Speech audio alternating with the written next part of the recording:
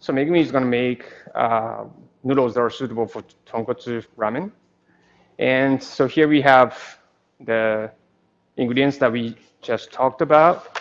So this is flour, right? Flour with the like protein content of like 12%, ash content of 0.34%. And so these are the solid ingredients. And gluten, this is gluten. And important ingredients, so water, is 26% to the weight of the flour. By the way, this is solid, like total amount like is 4 kilo. Then, so 26% to the 4 kilograms.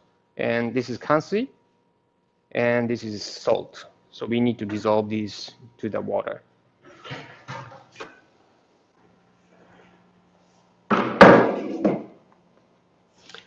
So we have over here, it's called like Richmond One machine. This is the all-in-one machine that produces up to like around 100 servings per hour from scratch. And this machine has 10 kilograms of mixer. That means that like you can mix up to, at maximum, you can mix 10 kilograms of solid. And on top of it, you're adding liquid to it to make dough. And the minimum batch is 4. So that's why we're doing 4 kilograms, 4 kilo batch. So first she added the solids, and while we mix it for 1 minute, she's dissolving these ingredients to make liquid ingredients. So we need to make sure that these ingredients are dissolved in the water thoroughly.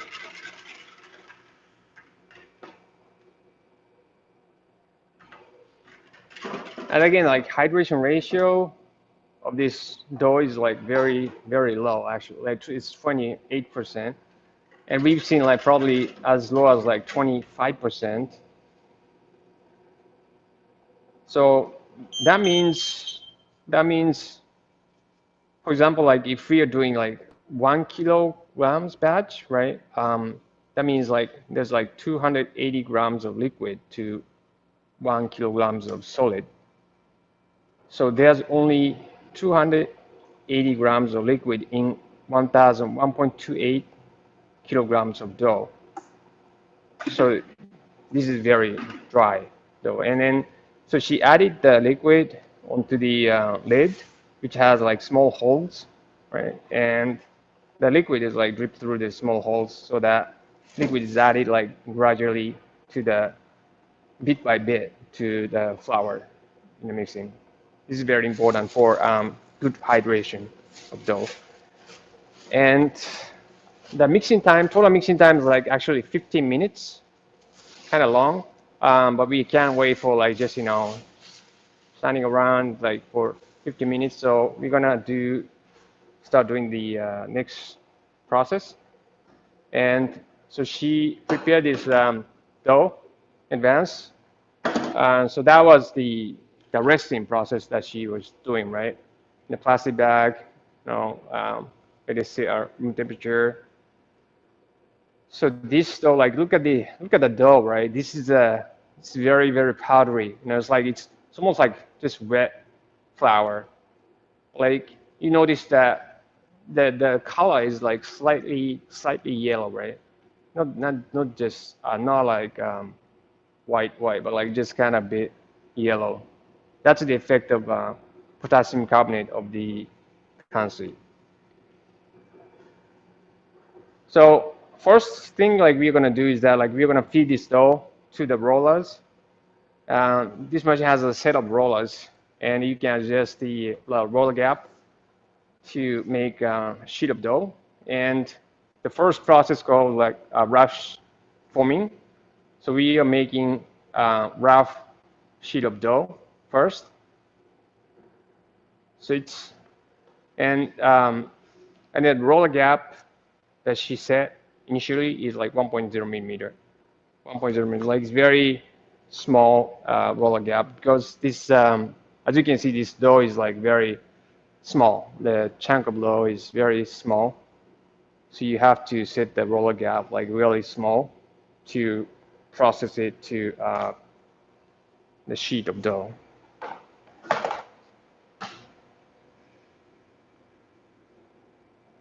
Yeah, because this type of noodle is like very low in hydration, and as I say, like dough is very very hard, right?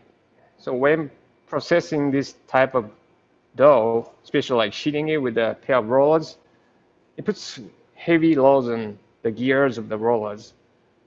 So I've seen many people making like this type of noodles like on pasta machines, but breaking the machine in a short period of time because the rollers and gears of pasta machines are very small. It's not. So the pasta machines are not really designed to make this type of noodles. That's like very low, this low in hydration. So and so that like you may be able to like make maybe a few batches of this type of noodles on pasta machines, but like they eventually break. And that's why a ramen machine is designed to have like big rollers and gears to withstand the stress for a long time. So that's why this machine has like pretty big rollers and gears.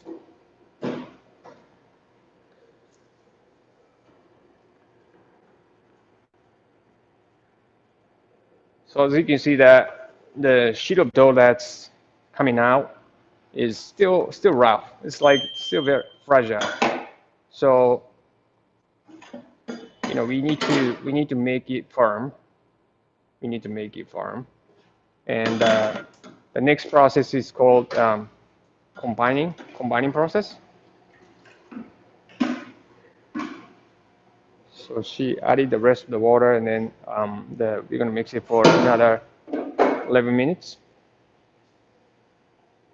So this dough is like still fragile, like weak. So we want to make it stronger by separating into two sheets, separating in two sheets, right? Two sheets and compounding them, combining these two separate sheets into one through rollers. So we call this process like compounding process. And remember we set the roller gap to 1 millimeter. And so each of these sheets, right, is supposed to be 1 millimeter in width, I mean the thickness, and combining them, right? So there's like equivalent of like 2 millimeter dough sheet is going through the roller. And we want to apply, we don't want to like thin it like drastically because that's gonna damage the gluten structure that's been inside the dough. So we want to gradually thin it, and we apply this process rule of like 70% rule. So that's 2 millimeter equivalent of dough going to the roller, and then 2 times 70%, like 0.7, so that's 1.4, but we want to round it up to like 1.5 to make it simple.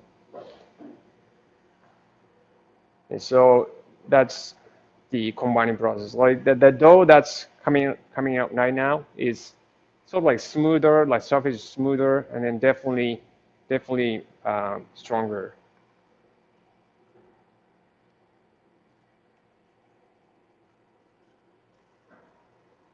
And talking about like hydration ratio, like relationship between like hydration ratio and mixing time, this type of noodles like takes the longest in mixing time, and because basically the less water, the longer you have to mix, and maybe basically the higher the water, and then we categorize like ramen noodles by amount of water we add, right? Amount of water that they contain. So we categorize them to like three major low hydration ratio. So this type of noodle, and the medium is like 31% to maybe like up to like 38, 9%. We call medium water ratio, like hydration ratio noodles, like miso ramen noodle, like Tokyo ramen noodles, many types of ramen noodles, and that's the mixing time is like 10 minutes. and a high hydration ratio noodles, like over like 40% water content, that's the mixing time is like 5 minutes. So like tsukemen, like udon noodles, like soba noodles. So that was the first combining process, and that may be enough. But like we want to like make sure that this dough is like firm enough. So we will do another round of this combining process. So that was like 1.5 millimeter thickness. This dough went through, right? So each dough sheet now is supposed to be like 1.5 millimeter in width, I mean thickness. And we are combining them, and so that's 1.5 plus 1.5, that's 3. And again, like 70% roll, 3 times 70, 2.1. But like we want to round it down to 2.0 to make it simple. So now it's going through the roller gap of 2.0 millimeter.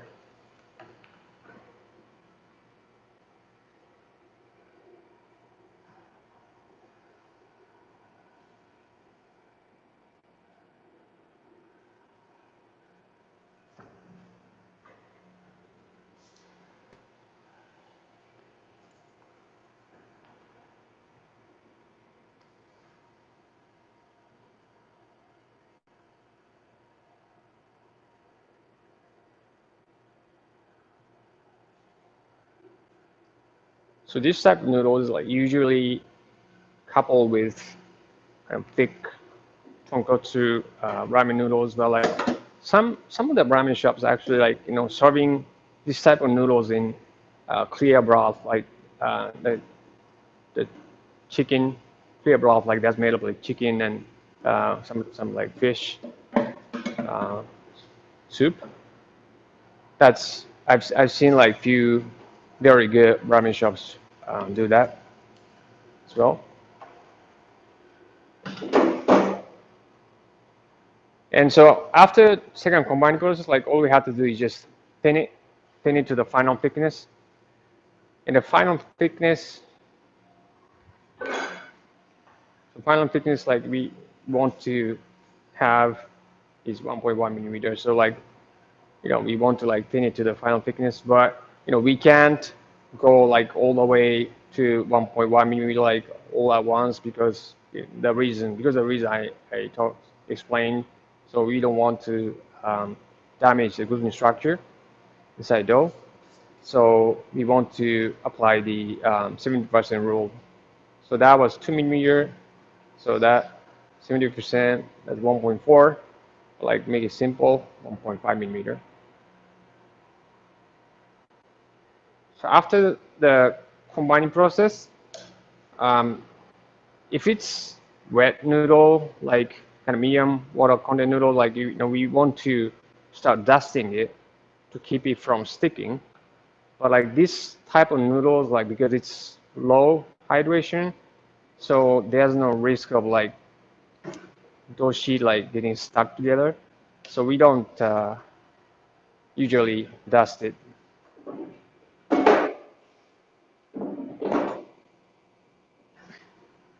So that's going for like 1.5 millimeter. And next round, we want to thin it at 1.0 millimeter, applying the 70% rule. And you can, I didn't explain it, but like you can adjust the roller speed. And after you're done with like combining process, like you can go faster. After combining process, like we want to like apply like really good pressure into the dough. So we want to go slow on purpose. But like after that, after combining process, like we can go faster. So we can take the volume like to full, like higher speed. And next round, we're going to be cutting it using the cutter called like slither cutter. But we want to take a measurement of like actual thickness, because the actual thickness is always bigger than the roller gap we set. Because this is dough like made out of wheat flour, so after it's gone through the roller gap, it's always gets bigger than the roller gap. And see the difference. That's 1.6-ish millimeters. So there's a difference of like 0.6 millimeter between roller gap we set and the actual thickness. So to get to, so that the dough, actual thickness dough like expands back by 0.6. So to get to the final thickness 1.1 millimeter, we expect that to expand by 0.6. So if we set the 0.5, then we expect the final thickness to expand by 0.6. So we should get the final thickness to 1.1 millimeter. And this is the kind of cutter we use. We call it a cutter, and each groove is 1.3 millimeter in width.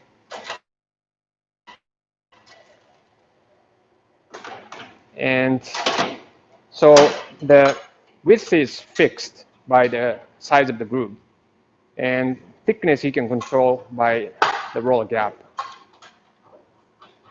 So for different sizes of noodles, you may want to use different noodle cutters, different sizes.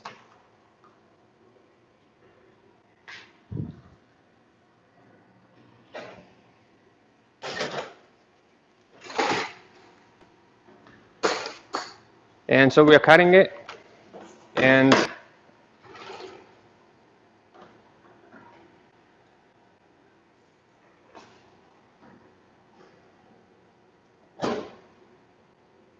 so this type of noodle is actually this very thin noodle, so they turn soft like in hot soup fast.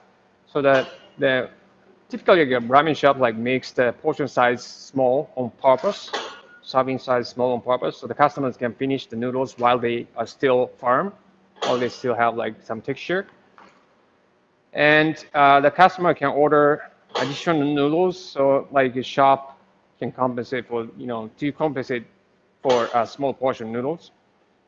And so the serving size, because serving size is basically the length of the noodle. Serving size is because the length of the noodle like that we can actually control by using this the volume. Longer, bigger serving, shorter, smaller serving. And the serving size is very small on purpose. Again, like for the customers to finish it as fast as they can, so that the noodles are still firm, right? So the serving size is typically very small, like 90 grams to 100 grams, like about like 3 ounces, 3.5 ounces. And like, so it's very, very long, right? It's very long. So you can control it very easily.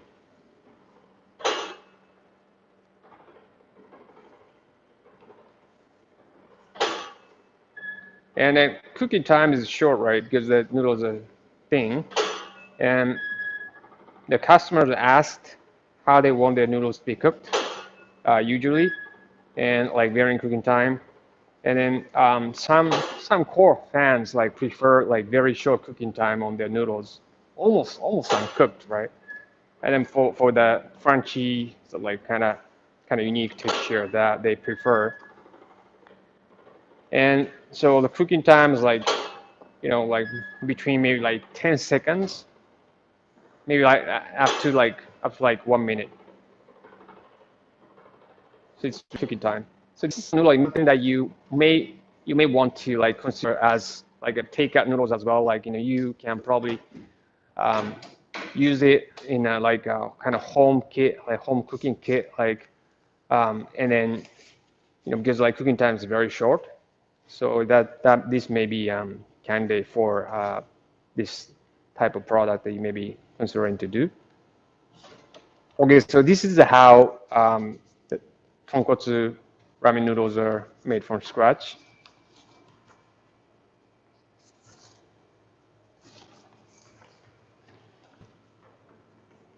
And so from now on, like we'll move to our kitchen, and where our screen instructor is waiting to show us, you know, and then like yeah, he's gonna teach us like some technical aspects of like tonkotsu ramen too, just a bit of like short lecture, and then like he's gonna teach us some like a few examples like tonkotsu ramen noodles.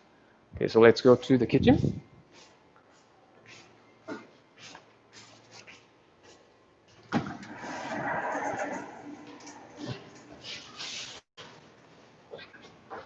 So this is our kitchen for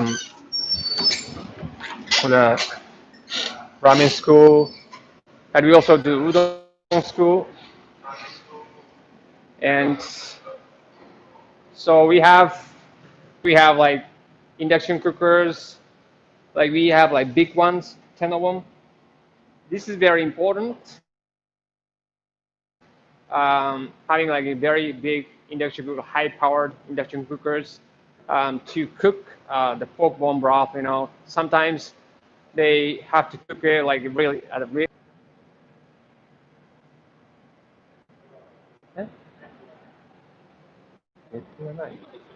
Ah, sorry. There's a bad connection, I guess. So that's why we have like these big induction cookers, the high-powered induction cookers. So each of these induction cookers will be like cooking different ingredients, kind of individually, like it's like how each of the ingredients tastes, right? And then they can combine them, they can blend them to so that and we're gonna make this sauce, the broth soup, right? And then we're gonna have like flavored oils, you know, like 20, 30 different types. Then we're gonna provide an environment where they can play around with them, like they can, you know, kind of experiment with them. Like so it's like a lab where they can make their own the ramen, you know, recipes and the bowls of ramen.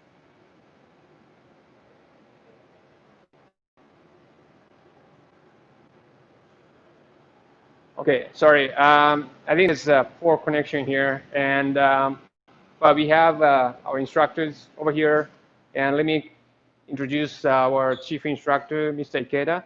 Mr. Ikeda has deep background in Chinese cuisine, which is similar to what we're doing like in ramen school, and then so he has like deep knowledge, like experiences of like, you know, working with different ingredients for Chinese cuisine, like ramen cuisine. So, you know, we are lucky to have him. And then like, so if you have like any questions about ramen or like anything, yeah, please feel free to like send us some questions, and then, you know, he'll be more than happy to answer your questions. So thank you, Takeda. And here we have like the Mr. Takeuchi. He's actually from like Vancouver, BC, Canada. So he's like for a couple of years already, and he has previous experience with Japanese cuisine. So he got really good knifing skills and everything, and we're lucky to have him to teach us the class on tonkotsu ramen today. So.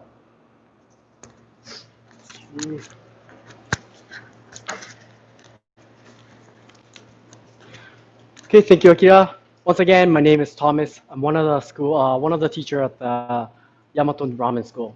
And today I'll be talking about tonkotsu ramen. So let's go to the board, and I'm going to talk about tonkotsu ramen for a bit. So first of all, tonkotsu ramen, the direct translation of tonkotsu is pork bone. So tonkotsu ramen is a pork bone stock ramen. So the character right here, tonkotsu, this says tonkotsu, but this is pork and bone ramen. So tonkotsu ramen is a type of ramen that uses tonkotsu broth. Okay, and tonkotsu ramen started in the southern part of Japan, called Kyushu. And people say that tonkotsu ramen started by mistake. So originally ramen was mainly made with light chicken stock, but this ramen shop, they changed the chicken bone to affordable pork bone. And one day when they're preparing that pork stock, they accidentally left the stock pot at high heat, which made the stock pot rapidly boiling and emulsified the stock. And that's how they resulted with the creamy tonkotsu stock. And the owner of the ramen shop, they tried making that ramen with that creamy tonkotsu stock, and it tasted great. So that's how tonkotsu ramen started. Okay. And now I want to talk about the regional tonkotsu ramen. Depending on the region of the southern part of Japan, they have different type of tonkotsu ramen. So I want to talk about the 4 different types of tonkotsu ramen. So the first one is Hakata ramen. I'm pretty sure many of you heard of the Hakata tonkotsu ramen. The stock is made with mainly pork, and it's usually completely emulsified stock, so it's completely white. And the second one is called Nagahama tonkotsu ramen. This one started for the fish market workers. And the fish market workers are always on a rush and they want the bowl of ramen quickly. So that's why the ramen shop chose thin noodles instead of thick noodles, because thin noodles, you can boil them quicker. So that's why tonkotsu ramen uses thin noodles. But the problem with thin noodles is that they get soggy quickly, so that's why they started the kaedama system. And the kaedama system is where the customer gets a bowl of ramen with a little bit of smaller portion of noodles, and so they can finish the noodles quickly before it gets soggy. And when they want more noodles, they just ask for another batch of boiled noodles. And once they get that boiled noodles, they just dump it into that leftover soup and just eat the noodles until they're completely full. So that's the kaedama system. Okay? And it started at the Nagahama region. And the third one is kurume ramen. And people say that this is the start of tonkotsu ramen. And they're known for the yobi modoshi stock making method. And this is a unique method of making the stock. First of all, I want to talk about the regular type of stock making.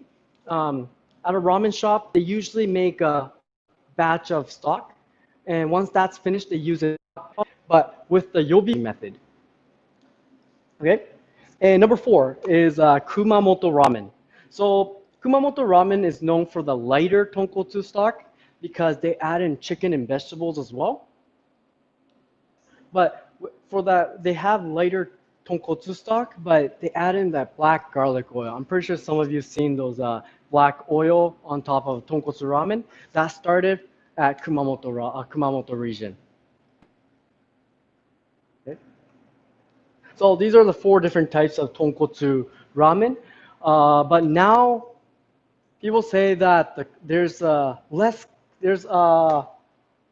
not really a clear distinction between these ramen now, because many ramen shops, they take good parts of other ramen and they just implement into their bowl of ramen. So for example, Hakata ramen, they also use black garlic oil now. So just like that, there's not really a clear distinction now.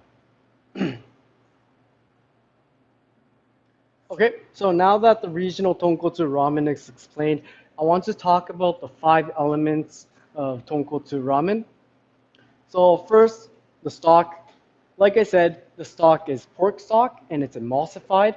So the fat is mixed into stock, which makes the stock creamy and white. And many ramen shops serving tonkotsu ramen, they differentiate their stock by using different types of ingredients. And I want to talk about the 5 basic ingredients for tonkotsu stock. And the first one is pork backbone. So pork backbone right here. So it's the backbone of pork and it's just sliced in the middle. So this is known for the fast extraction. You can make the stock fastest with the backbone compared to like leg bone or the pork head. And as you can see, there's a lot of meat around the bone. So it gives that meaty flavor to the stock. Okay. And the next one is a pork leg bone. And people say that this has the strongest pork flavor. And the pork flavor is from the marrow in between this bone. And that marrow takes a long time to extract, so that's why people say that tonkotsu stock takes a long time to simmer. Okay. And we don't have it here, but pork head is also a popular ingredient for the tonkotsu stock.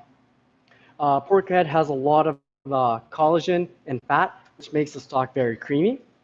So it's another popular ingredient for tonkotsu stock. And the fourth one is the pork trotters. These are packed with collagens. So and the collagen connects the fat and water together, which emulsifies the stock. So if you want creamy emulsified stock, you have to put in pork trotters. And 5, pork fat, pork back fat. So obviously, if you want to emulsify the stock, you need some fat. So by adding in the pork back fat, it makes the stock creamy and rich. Okay. And tonkotsu ramen shops, they make their stock by a mixture of these types of ingredients, and whether or not they want to make the stock more porky or they want to make the stock more meaty, they just change the type, the balance of the bone in the tonkotsu stock. Okay. And next, I want to talk about the flavoring sauce. So tonkotsu ramen is a type of ramen that uses tonkotsu stock. So the flavoring sauce can be anything. So for example, salt-based motodare, or soy sauce-based motodare, or miso-based motodare. But when they use salt-based motodare, they usually just call the ramen tonkotsu ramen rather than saying salt tonkotsu ramen. But when they use soy sauce motodare or miso motodare, they usually say soy sauce tonkotsu ramen and miso tonkotsu ramen. And next, flavored oil. So the flavored oil, they often use pork fat flavored with garlic, leek, or any kind of vegetables. And a unique type of oil for tonkotsu ramen is that black garlic oil, like I explained for the Kumamoto ramen. It's pretty much a burnt garlic mixed into the oil, which gives that nice bitter charcoalness to the ramen because the stock is very creamy and rich. That bitterness kind of sharpens up the taste. And we're going to be showing you how to make the black garlic oil today. And for the noodles, they often use low hydration, thin, straight noodles. And for the toppings, some of the common toppings for tonkotsu ramen is pork chashu, kikurage. Kikurage is that black mushroom and usually used for tonkotsu ramen. And soft-boiled eggs, green onion, and red chili miso. For some of you that have been to Ichiran tonkotsu ramen place, they have that red chili paste in the middle of the tonkotsu ramen. And also spicy takana pickles are popular for tonkotsu ramen, and ginger kind of freshens up the tonkotsu taste, so it's a popular topping for tonkotsu. Okay, so today we'll be making 2 different types of tonkotsu ramen. First one is going to be Hakata ramen, and the second one is not on the list, but it's a popular type of tonkotsu ramen these days. It's a foamy tonkotsu ramen. Use a hand blender to foam up the tonkotsu stock to make the stock even more creamy, and it allows the noodles to be pick up the stock easier. Okay, so we're going to be making those 2 different types of stock. Tonkotsu ramen. But before going into the ramen part, I want to explain how to make the black garlic oil.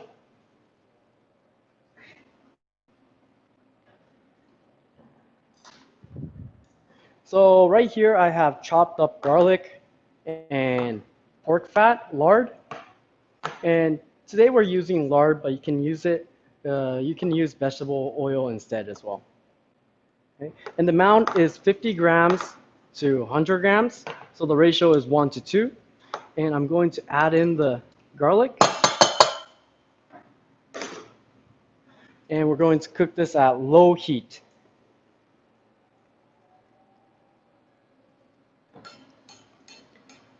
Make sure to cook it at low heat.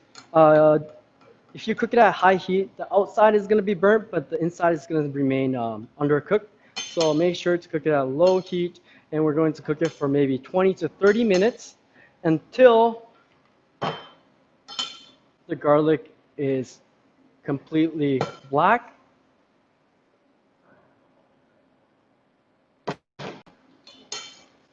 Okay. So, and now what we're going to do with this is that we're going to put it in the blender and make everything into paste.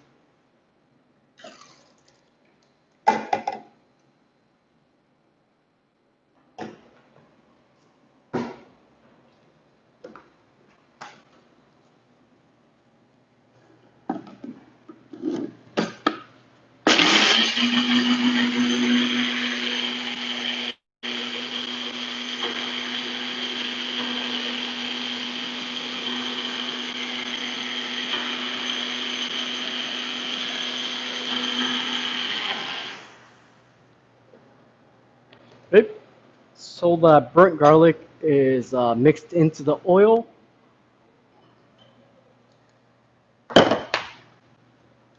So this is that black garlic oil on top of tonkotsu ramen.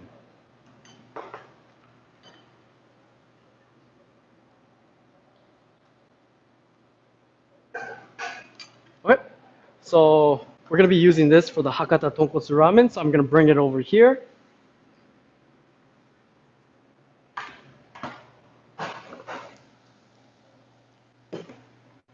And today for the Hakata tonkotsu ramen, the toppings, we have pork chashu, and this is a kikurage, the black mushroom, and flavored soft-boiled eggs,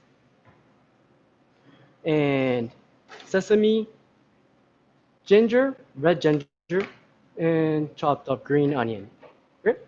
So first off, I'm going to pour in this 1 scoop of this salt motodare. It's a mixture of a whole bunch of ingredients. Okay. Just 1 full scoop of this salt motodare. And this flavored oil, it's a pork fat based flavored oil. It's 1 full scoop of this oil as well. And we're going to heat up the stock. So this is the completely emulsified tonkotsu stock. The concentration level is around 8%. So I'm just going to take 1 scoop of this tonkotsu stock.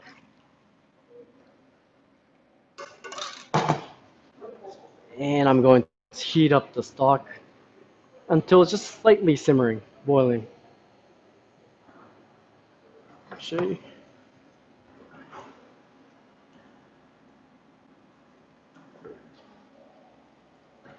Okay, next I'm going to boil the noodles.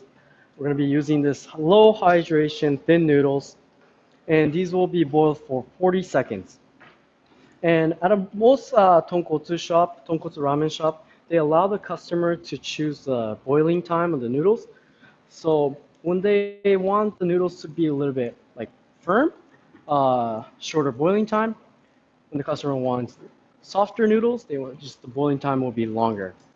And regular will be around 40 seconds. So I'm going to boil these noodles for 40 seconds. Make sure the water is rapidly boiling. And mix for the first 5 or 10 seconds so the noodles won't be clumped up. Okay. The stock is ready. So I'm going to pour in the stock to the bowl.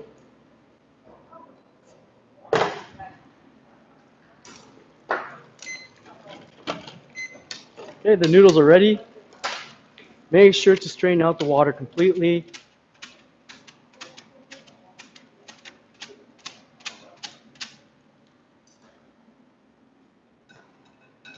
Put the noodle into the bowl. I'm going to line up the noodles a little bit.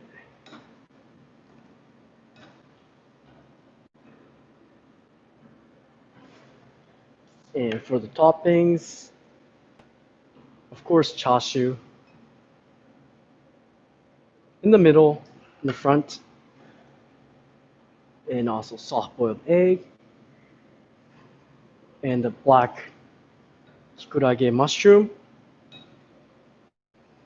and put some red ginger in the back, a little bit more. Okay. And lastly, green onion in the middle.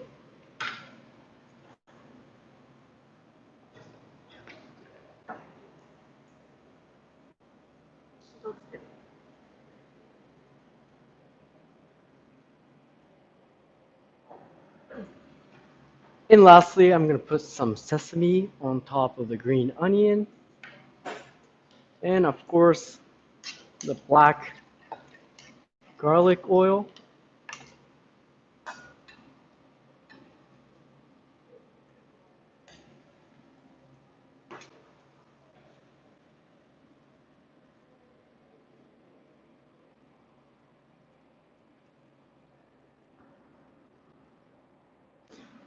So this is how to make tonkotsu, Hakata style tonkotsu ramen. So the noodle portion is small, so when the customer want to eat a little bit more noodles, they just ask for a new batch of boiled noodles, in which that system is called the kaedama system.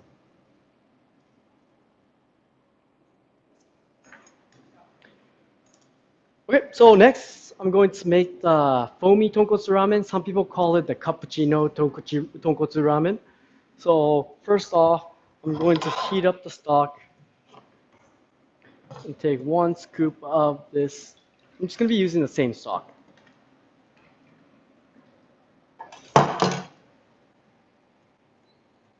And I'm going to heat up the stock. And for this type of tonkotsu ramen, I'm going to use pork chashu, soft-boiled egg, red onion, and thinly sliced green onion. And for the flavoring sauce, I'm going to be using the same flavoring sauce, 1 full scoop of the stock, 1 full scoop of the flavoring sauce, and the oil.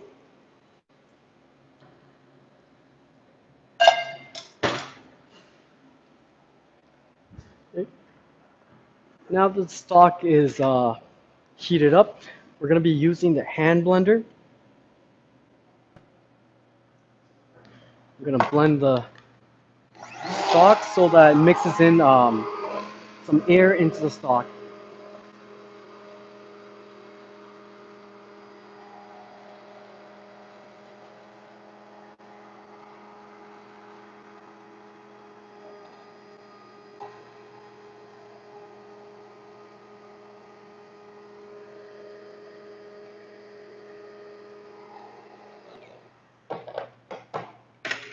So just like this. So this makes the stock foamy, and the stock will be picked up easier with the noodles. So the stock and the noodles will pair up nicer.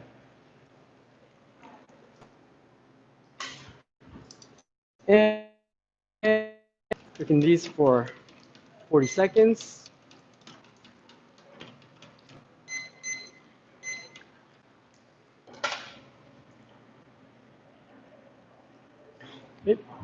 And I'm going to pour the creamy, foamed up tonkotsu stock into the bowl.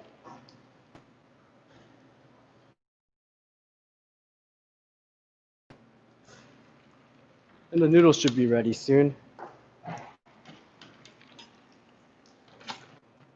Okay. Of course, strain out the water completely.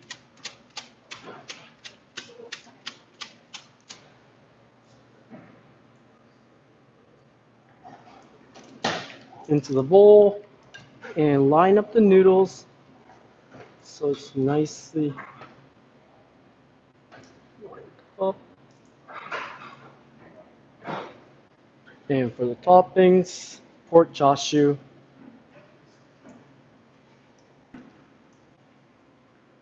soft-boiled egg, red onion, and lastly, green onion for the height and the color.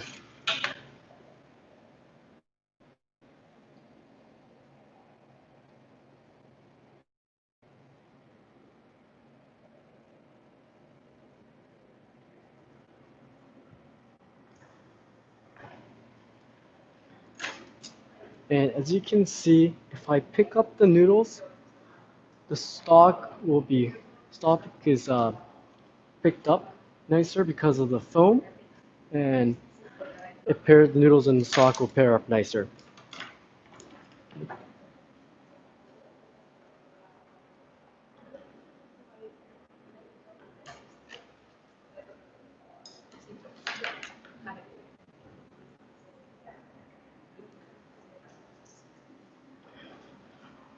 So this is how to prepare your Hakata style tonkotsu ramen and the new trend, foamy cappuccino tonkotsu ramen. Okay.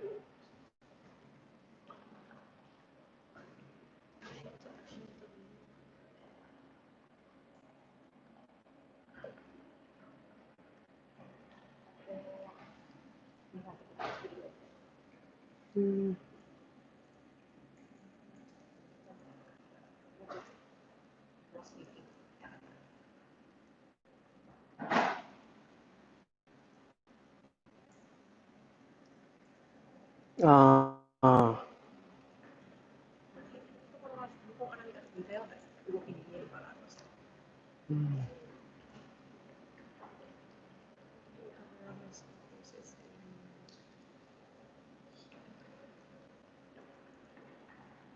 Yeah, so we have a question or we have a comment about getting into the more in depth into the stock making part, but it's a little bit difficult for that short online event like this. But if you're interested, we have the textbook used for ramen school. This talks about, this will cover how to make the flavoring sauce, flavored oil, and of course the stock and some toppings as well. And if you're interested, please contact us through the website, and we'll reply to you. And this is for the ramen stock, motodare, flavored oil, and toppings. And this is for the ramen noodles.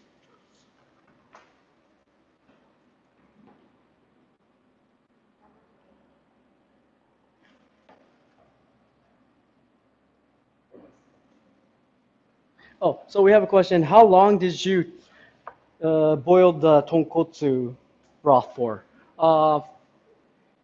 Around, probably the shortest time will be around 6 to 8 hours. And some ramen shops, they purposely simmer the tonkotsu stock for maybe like a whole day, 24 hours. But we usually cook it for around 6 to 8 hours. And that should be enough.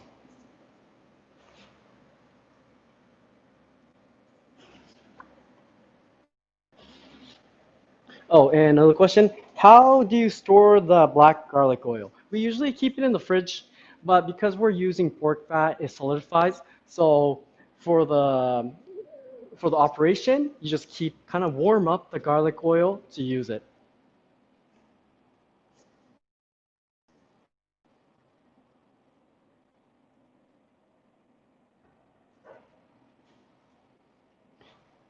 So another comment, I want more information about the motodare. So motodare is a large topic. It's hard to explain in about 10 minutes or so. So yeah, this book covers how to make the motodare. So if you're interested, please consider the textbook. Okay. And this is textbook for udon noodles. And this is a textbook for soba noodles. So yeah, if you're interested, please contact us through the website. And we have another question. Do you break your pork bones? Yes, yes we do.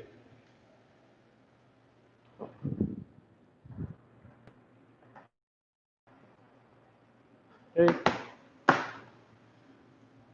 So these the pork backbone is completely cut in the center, so you don't need to break it. But if you're using pork leg bone, you have to use like a hammer or use a special equipment for cutting bones right in the center, so the marrow will be exposed and extracted into stock.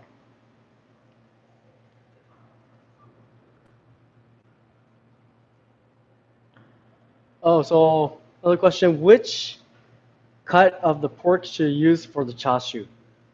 So you can use, we like to use the pork belly. That's always my favorite because it's very tender. And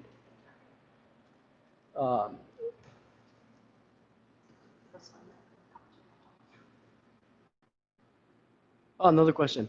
Did you put soy milk in the cappuccino tonkotsu ramen? No. It was completely white because it was completely emulsified. The fat was completely mixed into the stock.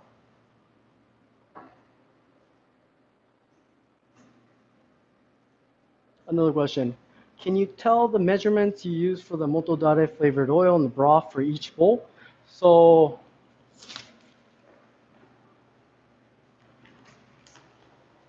for the motodare, we use that 14 milliliter ladle. This scoops up 14 milliliters of the motodare. Same goes for the flavored oil. This one's 14 milliliters as well. And the stock, this is a 300 milliliter ladle.